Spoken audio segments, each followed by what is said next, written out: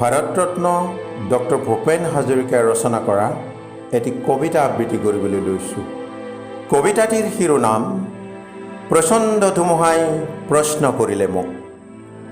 প্ৰচণ্ড ধুমুহাই প্ৰশ্ন কৰিলে মোক, তোমাৰে প্ৰাপ্য কি কোৱা? মনৰ দুৱাৰে মেলি নিৰ্ভীকভাৱে ক'লোঁ, তোমাৰ শক্তিখিনি দিয়া। বজ্ৰৰ গৰ্জনে বক্ষ উজাৰি ক'লে, তোমাৰে কাম্য কি কোৱা?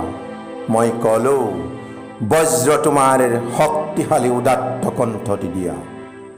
এদিন আকাশে ক'লে, জনৈক গীতিকাৰে, অকণি আকাশ দেখো মাগে, তুমি কিয় আজি বাৰু কম্পিত কণ্ঠেৰে মাগিছা সৰ্বাকাশ সত্তা? মই ক'লোঁ, তুমি এইটো কৈছিলা ৰাতিপুৱা, যিমানেই বিলাই দিবা সিমানেই মহান হ'বা, তাৰে নাম সঁচা উদাৰতা। সেয়েহে আকাশ, তুমি দিব যদি খুজিছাই সংকীৰ্ণতা এৰি দিয়া। অৱদান ৰূপে তোমাৰ পূৰ্ণ বিফলতা দিয়া যদি আজিয়েই দিয়া। মহাকাশে দিলে মোক বিশাল দৃষ্টি, আৰু ধুমুহাই প্ৰচণ্ড শক্তি। বজ্ৰই দিলে মোক উদাত্ত কণ্ঠ, আৰু দিলে সাহসৰ যুক্তি।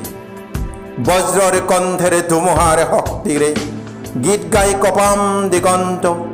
দানৱৰ সমাজতো গাম মানৱৰ গীত, কলিজাৰ সঁচা সুৰসিক্ত। মুমূৰ্ষ মানৱক জীৱনৰ বিদ্যুৎ কিঞ্চিতো যদি দিব পাৰোঁ, আকাশ, ধুমুহা আৰু বজ্ৰক তাৰ বাবে শতবাৰ প্ৰণিপাত কৰোঁ। ধন্যবাদ।